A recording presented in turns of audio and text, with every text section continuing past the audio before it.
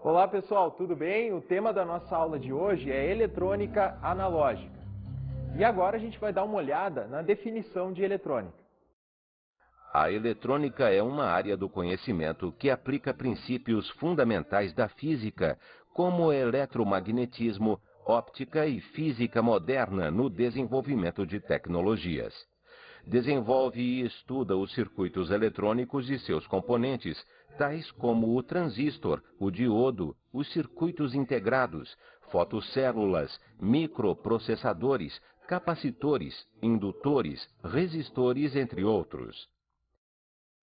Então a eletrônica ela é um ramo da física, ela é uma aplicação tecnológica da física, na verdade, que se utiliza de dispositivos muito particulares para realizar, por exemplo, transmissão de informação. O que acontece, o que esses dispositivos fazem, de maneira geral, é realizar conversões de formas de energia. Um exemplo de uma conversão que nós temos, sendo realizada por equipamentos eletrônicos, seria o funcionamento de um microfone. O que o microfone faz na prática é a conversão de uma onda sonora sendo convertida em uma corrente elétrica. Essa corrente elétrica vai ser transformada por um dispositivo eletrônico em onda eletromagnética. Essa onda eletromagnética será transformada novamente em uma corrente elétrica, que depois será transformada, então, em uma onda sonora. Então, o que acontece, por exemplo, numa transmissão de rádio, é que o locutor fala no microfone, o microfone o que ele faz é transformar essa onda sonora em uma corrente elétrica. Essa corrente elétrica, por um dispositivo eletrônico, será transformada em uma onda eletromagnética que será enviada através da antena do rádio. Essa onda eletromagnética será recebida pelo rádio, que é um outro equipamento eletrônico, que vai fazer a conversão dessa onda eletromagnética em uma corrente elétrica, produzindo novamente uma onda sonora, para que os ouvintes então possam receber essa informação que foi transmitida. Então toda essa conversão de onda sonora, correntes elétricas e ondas eletromagnéticas é feita através de dispositivos eletrônicos. O que a gente vai ver na aula de hoje é especificamente como é que funciona a eletrônica analógica. A gente vai dar uma olhada superficial nesse assunto porque ele é bastante complexo. Existe também a eletrônica digital. Então são dois tipos de eletrônica que existem atualmente. Então a gente vai ver qual é a diferença entre os termos digital e analógico. Uma informação, quando é transmitida de maneira analógica, acontece que ela é produzida de uma certa forma e depois é transmitida sem nenhuma decodificação. Essa informação é transmitida diretamente da forma como ela foi produzida. É o que acontece, por exemplo, na informação que é transmitida por uma onda eletromagnética que foi produzida a partir de um microfone. Aquela corrente elétrica que foi gerada no microfone, ela vai ser passada para o dispositivo que vai fazer a conversão para a onda eletromagnética, sem qualquer espécie de decodificação. Um outro exemplo de instrumentos analógicos são também mostradores que funcionam a partir de ponteiros, como, por exemplo, o mostrador de velocidade de um automóvel, o mostrador mecânico.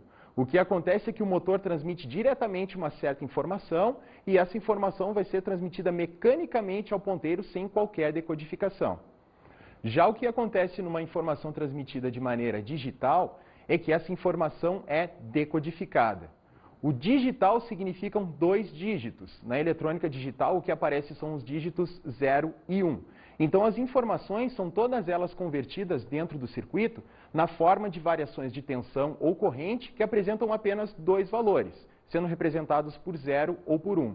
Então, esse tipo de informação sendo decodificada e transmitida, ela está sendo produzida, então, de maneira digital.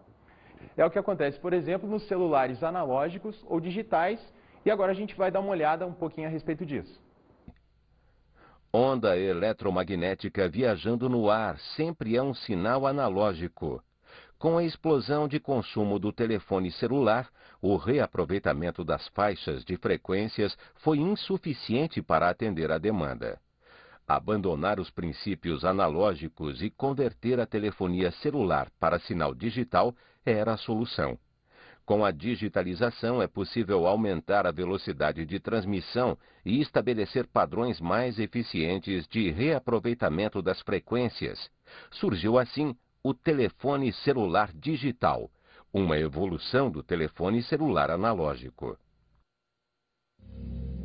E agora a gente vai dar uma olhada em alguns componentes de circuitos eletrônicos. Como a gente já viu, a eletrônica ela é caracterizada por alguns componentes que são bastante particulares. Então a gente vai dar uma olhada em alguns deles que são os mais simples e os mais utilizados também. O primeiro deles é o capacitor. E agora a gente vai dar uma olhada em uma definição sobre capacitores. Os capacitores são componentes que, embora não conduzam corrente elétrica entre seus terminais, são capazes de armazenar certa corrente que será descarregada assim que não houver resistência entre seus terminais. O capacitor ele é constituído basicamente de duas placas metálicas dispostas com um certo meio dielétrico entre elas, ou seja, um meio que é isolante de eletricidade. Essas duas placas, elas são ligadas através de fios condutores em uma bateria, por exemplo. Então, o que acontece nesse tipo de ligação é que a placa do capacitor que estiver ligada no polo positivo da bateria ficará carregada positivamente, enquanto que a placa que fica ligada no terminal negativo adquire carga também negativa.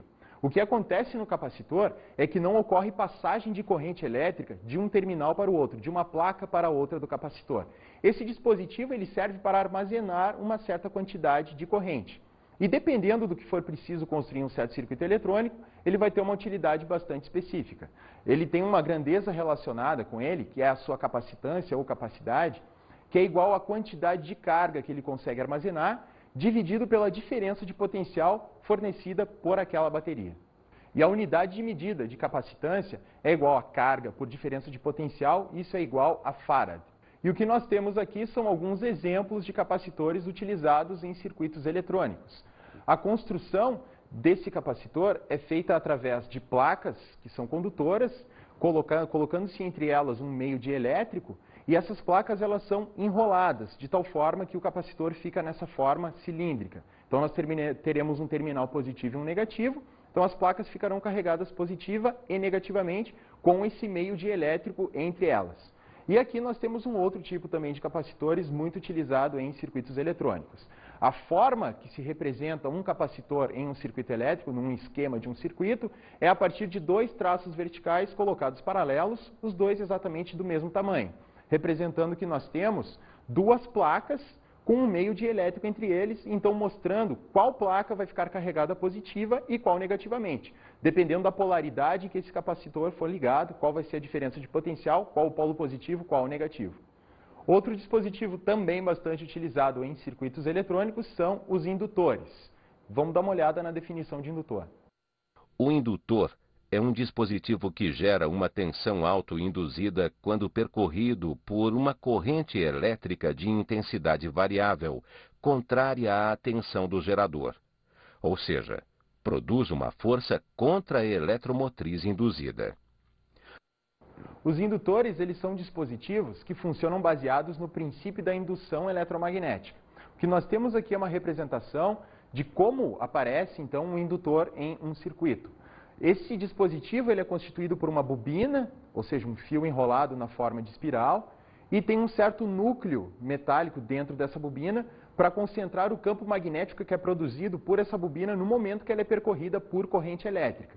E a propriedade desse material é muito importante porque ele acaba gerando uma força contra a eletromotriz, ou seja, ele gera uma diferença de potencial oposta à diferença de potencial produzida pela bateria. Então é o que a gente tem representado aqui, é o esquema de um indutor colocado num circuito, mostrando que a diferença de potencial gerada por ele é oposta à diferença de potencial produzida pela bateria.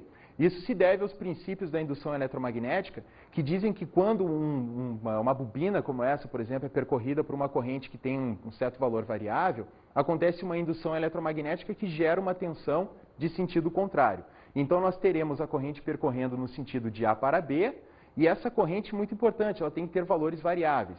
Ela tem que ser uma corrente que tem um valor que está crescendo ou diminuindo. Se for uma corrente de intensidade constante, esse dispositivo não funciona, ele não vai produzir essa força eletromotriz. Então, quando essa corrente tiver a sua intensidade variável, vai acontecer então que o dispositivo vai gerar uma diferença de potencial contrária àquela diferença de potencial fornecida pela bateria.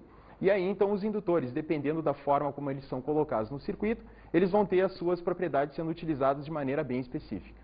E agora a gente vai ver o funcionamento do diodo, um dos dispositivos eletrônicos mais importantes que nós encontramos atualmente. Então aqui nós temos alguns exemplos de diodos que podem ser encontrados facilmente no mercado. Eles são dispositivos, como a gente vê ali, que apresentam dimensões bastante pequenas. Nós temos ali uma régua ao lado mostrando dimensões de centímetros, aproximadamente 3 centímetros. Esses dispositivos podem ser colocados em circuitos sem ocupar bastante espaço, é o que nós temos atualmente na eletrônica, com dispositivos realmente bastante pequenos. Então agora a gente vai dar uma olhada na definição de diodo. Os diodos são componentes eletrônicos formados por semicondutores. São usados como semicondutores, por exemplo, o silício e o germânio, que em determinadas condições de polarização possibilitam a circulação de corrente. Os materiais semicondutores são de extrema importância para o desenvolvimento de tecnologia em eletrônica atualmente. Esses materiais, como o próprio nome está dizendo, eles não são nem condutores e nem isolantes. Eles se situam numa faixa de condutividade intermediária, por isso o nome semicondutores. Só que essa não é a principal propriedade a partir da qual eles são utilizados. A principal importância com relação aos semicondutores é que eles têm uma propriedade de que eles podem ser dopados, ou seja, eles podem sofrer a inclusão de substâncias de outros elementos químicos, podendo então assim se determinar qual será o valor da sua condutividade e também quais serão os sentidos da corrente elétrica que poderá ser transportado nesse tipo de material. Um exemplo de um semicondutor que é bastante utilizado na indústria eletrônica é o silício. A principal propriedade desse material é que ele apresenta na sua camada de valência, ou seja, na sua camada mais externa eletrônica, 4 elétrons nessa última camada. Pelas teorias modernas de física quântica, sabe-se que para um átomo atingir a sua estabilidade eletrônica, ele precisa apresentar 8 elétrons na última camada. Então, o que acontece com um cristal de silício é que os seus átomos estão interligados de tal forma que eles compartilham esses 4 elétrons entre si, sendo que cada um dos átomos fica com 8 elétrons na sua última camada eletrônica. É o que nós temos aqui no nosso desenho, mostrando então a constituição atômica de um cristal de silício, na qual todos os átomos estão dispostos, de certa forma que cada um deles tem 8 elétrons circulando em torno da sua última camada. Esses elétrons são compartilhados, então ficando cada um com 8. Então a gente vai ver como é que se constrói um semicondutor do tipo N.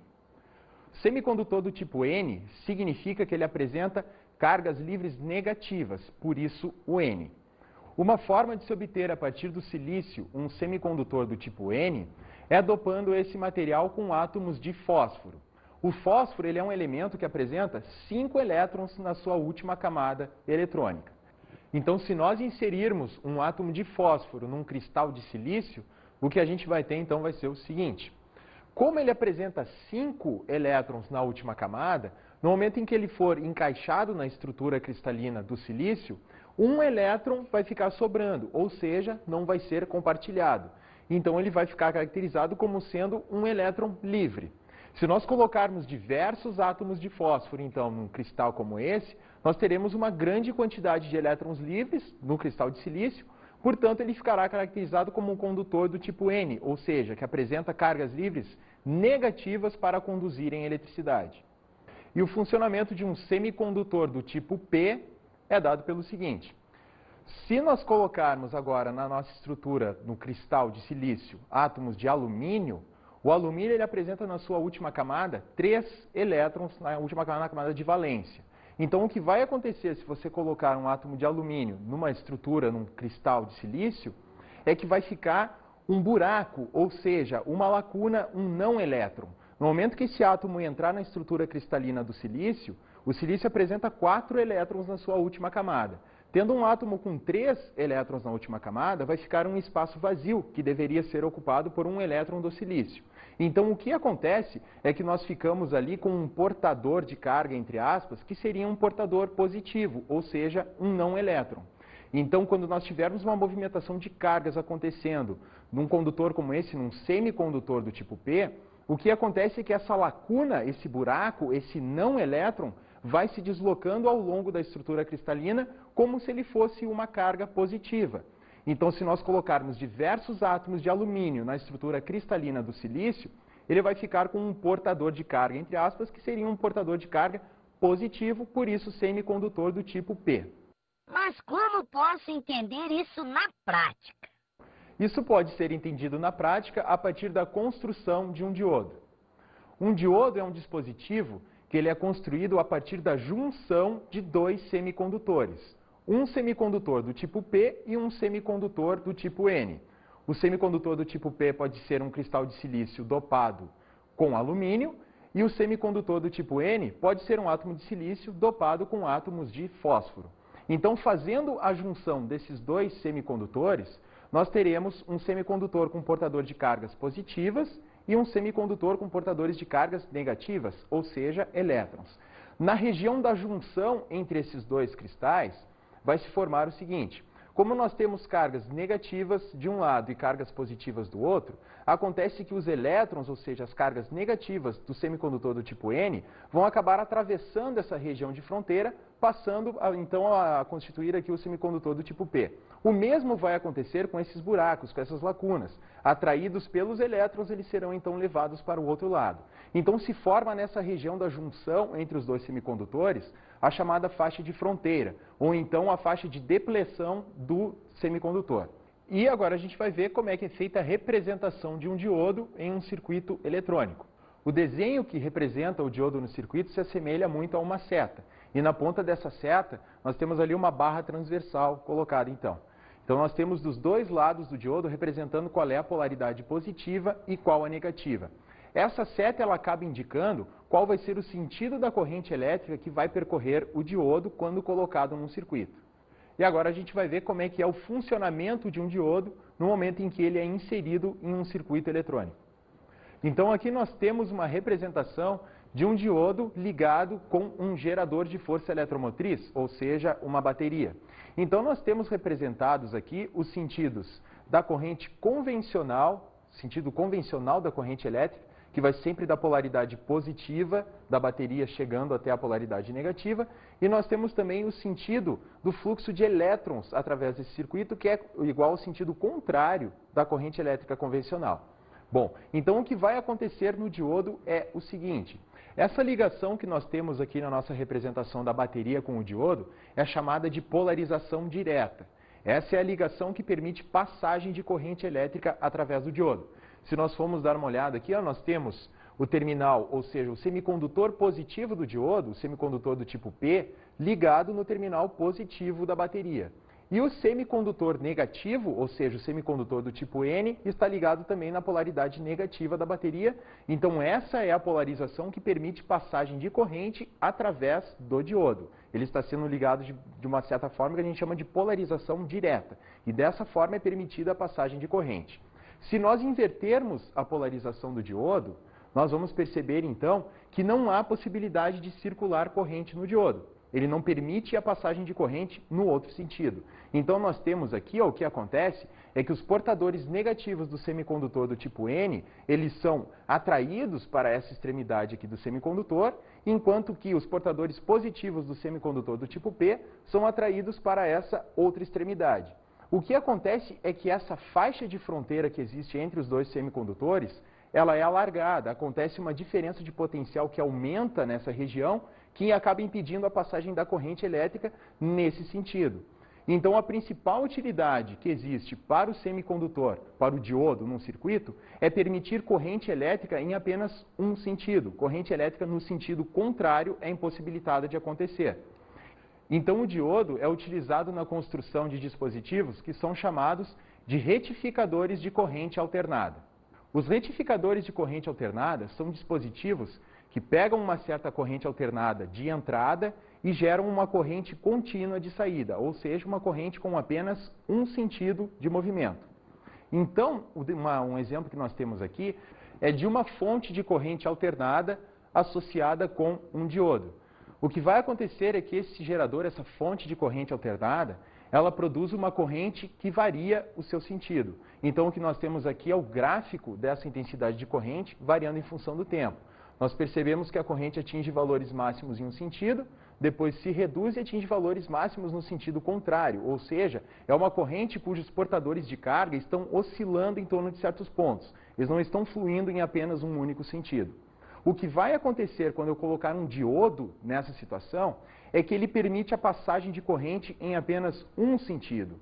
Então ele vai permitir a passagem da corrente apenas no sentido indicado aqui pela sua polarização, a corrente no sentido contrário será anulada. Então acontece que o gráfico da intensidade da corrente agora fica uma coisa parecida com isso. A corrente ela apenas cresce em um sentido, depois adquire um valor constante e depois aumenta novamente, sem que adquira valores no sentido contrário. Então o que está acontecendo aqui é uma retificação dessa corrente, ou seja, uma corrente alternada está sendo transformada em uma corrente contínua. Esse tipo de dispositivo tem grandes utilidades em circuitos eletrônicos. A maioria dos circuitos eletrônicos funciona apenas a partir de corrente contínua. E o que nós temos nas nossas fontes de tensão, a energia que nós recebemos nas nossas residências, é uma corrente alternada. Então precisa acontecer essa retificação. Os equipamentos eles apresentam esse tipo de associação para que a corrente que entra alternada no equipamento, lá dentro acabe se tornando uma corrente contínua a partir da utilização então de diodos. Um exemplo de diodo a gente encontra no funcionamento do LED. O LED, esse nome que ele recebe, é uma abreviação para diodo emissor de luz em inglês. Então, o que acontece com aquelas pequenas luzinhas que nós encontramos em equipamentos eletrônicos, os LEDs, eles são diodos emissores de luz. A forma como eles funcionam é basicamente o seguinte: eles têm dois terminais, um terminal positivo e um negativo, que são diferenciados pelos seus comprimentos. O terminal mais longo é o terminal positivo, o ânodo, e o terminal mais curto é o cátodo, que é o terminal negativo. Então nós temos que o diodo, ele emite luz não a partir de aquecimento. É diferente do que acontece com lâmpadas de filamento, por exemplo, que aquecem ao serem percorridas por corrente. O efeito que acontece no interior de um LED é que aquele semicondutor sendo percorrido por corrente vai acabar gerando um efeito quântico. São transições atômicas que os átomos realizam, os seus elétrons realizam transições quânticas e na volta dessas transições acabam emitindo luz. Esses dispositivos, os LEDs, eles também são bastante utilizados em controles remotos, em sensores, em visores digitais, também os visores digitais que apresentam aquela luminosidade, é a partir de LEDs que estão emitindo luz, ou seja, diodos que emitem luz quando são percorridos então por corrente. Professor, já vimos a construção de um diodo, mas eu também queria saber como é a construção do transistor. A construção do transistor é feita a partir da combinação de diodos semicondutores.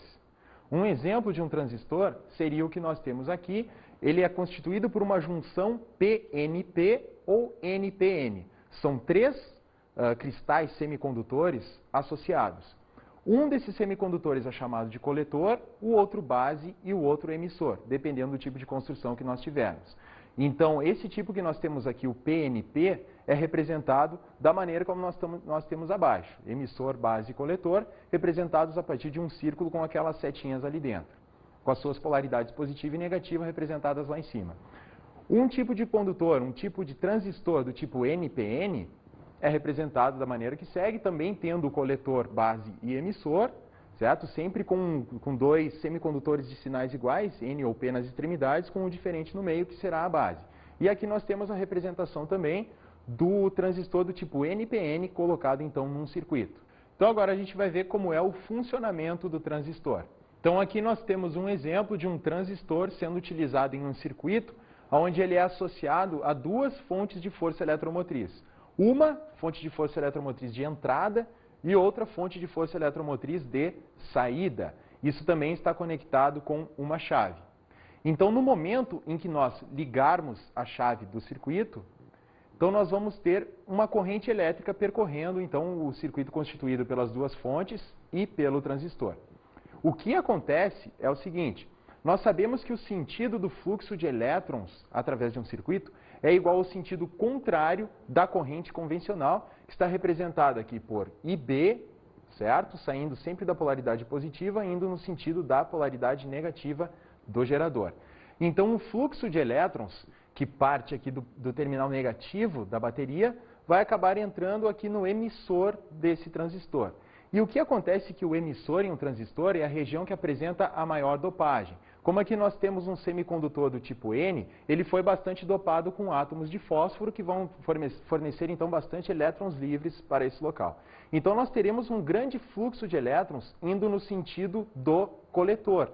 E aqui a corrente novamente estabelece seu sentido normal, ficando nessa malha fechada aqui do circuito, Mas devido ao fato de que o emissor tem uma grande dopagem, o fluxo de elétrons que vai acabar partindo daqui vai ser muito grande em direção ao coletor. Então, o que acontece é que nós teremos uma intensidade de corrente de saída que vai ser muito maior do que a intensidade de corrente de entrada. Então, esse dispositivo, o transistor ligado, como nesse nosso exemplo aqui, uma junção NPN, ligado dessa forma em um gerador de entrada e outro de saída, vai acabar gerando uma amplificação de um sinal. Você tem uma corrente com um valor bastante pequeno, sendo aumentado devido à passagem através do transistor. Então, ele é utilizado na construção de amplificadores de sinais, onde nós temos um sinal de entrada e um sinal de saída. Devido à presença do transistor, esse sinal vai ser amplificado. Isso é utilizado, por exemplo, em campainhas, em que uma intensidade de corrente elétrica muito pequena antes do transistor gera uma intensidade de corrente muito grande depois que passa por ele, gerando um sinal bastante amplificado. Se nós tivermos uma chave que abre e fecha constantemente no sinal de entrada, nós podemos também ter um sinal repetitivo que vai ficar aumentando de intensidade. Isso também pode ser utilizado, por exemplo, em controles remotos. Um controle remoto ele tem uma intensidade de corrente muito pequena no seu interior, esse sinal vai ser transmitido e pode, inclusive, abrir um portão de uma garagem que vai precisar de uma intensidade de corrente muito grande. Então, a grande utilização dos transistores, a sua grande vantagem é poder amplificar sinais. Eles recebem um sinal muito pequeno, gerando na saída um sinal bastante grande. Isso é utilizado, por exemplo, nos amplificadores de som. O que acontece no amplificador de som é que se você colocar, por exemplo, um microfone em um amplificador como esse, você falar no microfone, o que acontece então é que vai ser gerado um sinal na forma de uma corrente elétrica que tem uma intensidade bastante pequena. Essa corrente elétrica vai ser levada para dentro do amplificador, que é constituído por transistores, e eles farão então a amplificação dessa intensidade de corrente. Essa intensidade de corrente mais elevada será levada então para o alto-falante, e o alto-falante vai acabar produzindo, então, um som com uma intensidade muito maior do que aquela que foi produzida pelo locutor no microfone. E um exemplo da utilização desses dispositivos, dos semicondutores, é nos circuitos integrados. Os circuitos integrados, hoje em dia, eles têm uma utilização bastante grande na tecnologia. Todos os circuitos eletrônicos, basicamente, são muito pequenos, né? São chips, enfim, componentes que são muito pequenos, que apresentam uma grande capacidade de processamento de informações. Um processador, um microprocessador de computador, por exemplo, como os que existem atualmente, os mais potentes, podem apresentar em torno de 42 milhões de transistores em um espaço muito pequeno. Então, esses componentes são bastante utilizados, principalmente na tecnologia atual de eletrônica digital, processamento de informações através de computadores, etc. Vamos agora às nossas dicas de estudo.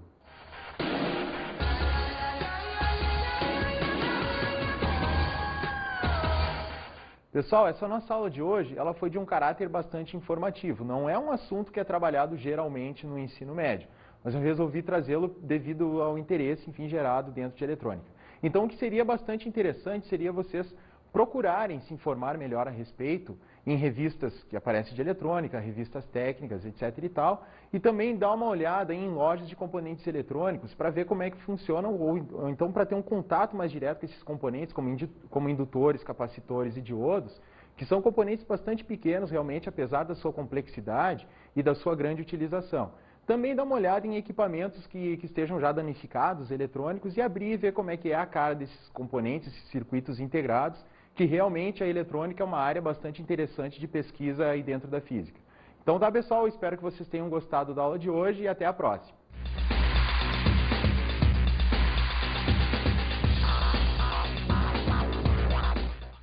Na aula de hoje estudamos a eletrônica analógica. A eletrônica analógica, que é uma parte da física, é um estudo da física, a partir do qual é possível, através de certos circuitos, realizar transmissões de informação e de outros tipos de sinal. Conhecemos os componentes de circuito eletrônico. Os componentes de circuitos eletrônicos, que são bastante particulares dessa área, como, por exemplo, os indutores, os capacitores, os diodos e os transistores. Falamos sobre os materiais semicondutores. Os materiais semicondutores, que não são nem isolantes e nem condutores, mas que podem ser artificialmente transformados em condutores de cargas positivas ou negativas. E aprendemos sobre o diodo e o transistor. Os diodos e os transistores, que são junções de semicondutores, que apresentam também uma utilização muito importante dentro da eletrônica. Bons estudos!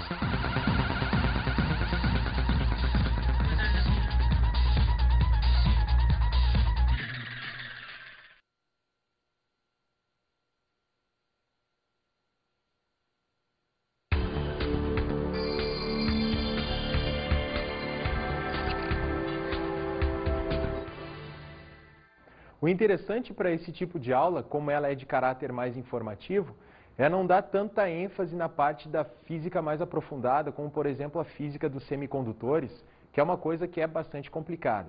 Então o que é melhor de enfatizar, em termos de conhecimento geral, é descrever qual é que é a utilidade desses tipos de dispositivos no circuito, como por exemplo o diodo e o transistor.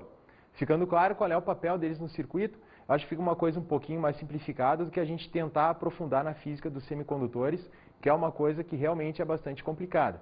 A mesma coisa acontecendo com os capacitores e com os indutores. Da mesma forma que se vê num curso técnico, por exemplo, em que não é dada uma ênfase tão grande na física do funcionamento desses dispositivos, apenas de que forma eles devem ser colocados lá e qual é o seu papel, eu acho que a aula acaba se tornando um pouco mais interessante, despertando mais o interesse dos alunos para o estudo da eletrônica.